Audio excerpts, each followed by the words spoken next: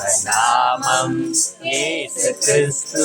உமது மந்தையின் மேல் பொழிந்தருளி உம்முடைய திவ்ய சுதந்திரத்திற்குள் ஞான ஸ்நானத்தின் மூலமாய் சேர்க்கப்பட போகிற இவர்களை உமது கிருபையின் உடன்படிக்கை மூலமாய் பாவ அடிமைத்தனத்திலிருந்து விடுதலையாக்கி அருளும்.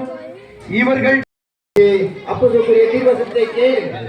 நீங்கள் மனம் திரும்பி பாவம் மன்னிக்கின்ற ஒவ்வொருவரும் இயேசு கிறிஸ்துவுடன் கூட எழுந்ததுண்டானால் கிறிஸ்து தேவனுடைய வலது பார்சத்தில் வீற்றிருக்கும் இடத்தில் உள்ள மேலானவைகளை தேடுங்கள்.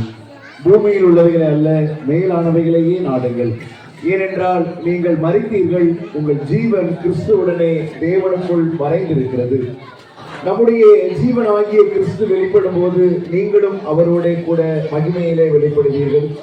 ஆகையால் விபச்சாரம், நீங்கள் பிசாசின் கிரியைகள் யாவையும், அதாவது விக்கிரக வணக்கத்தை வெறுத்து விடுகிறீர்களா?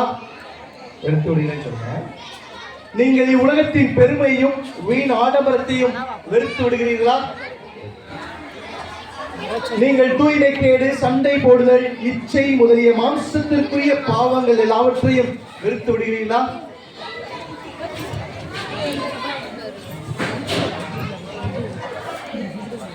பிதா, குமாரன், பரிசுத்த ஆவியாகிய ஒரே கடவுளை நீங்கள் விசுவாசிக்கிறீர்களா? அப்படியானால் நாம் அனைவரும் சேர்ந்து அப்போஸ்தலர் விசுவாசம் பூமியை படைத்த சர்வ வல்லமை பிதாவாகிய தேவனை விசுவாசிக்கிறேன். ஒரே குமாரனாகிய நம் நாதனை அவர் பரிசுத்த ஆவியினாலே கன்னிமரியாள் திருப்பொழிவு சொன்னார். பொந்தியுஸ் காலத்தில் பாடுபட்டு சுமையில் அறைந்து மரித்து அடக்கப்படப்பட்டு பாதால் இறங்கினார்.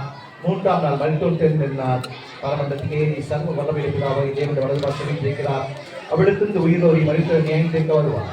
பரிசுத்தாய் விசுவாசிகளே, பொதுவாக பரிசுத்தவை பரிசுத்தவனாய் பாவ மன்னிப்பு சரீர உயிர்த்தல் நித்திய ஜீவன் விசுவாசிக்கின்றேன். ஆமென். இந்த விசுவாசத்திலே நீங்கள் அனைவரும் ஞானஸ்நானம் தர விரும்புகிறீர்களா? சித்தத்தையும் அவருடைய கற்பனைகளையும் கை கொண்டு உங்கள் வாழ்நாள் எல்லாம் அவைகளின்படி நடக்க முயற்சி செய்வீர்களா?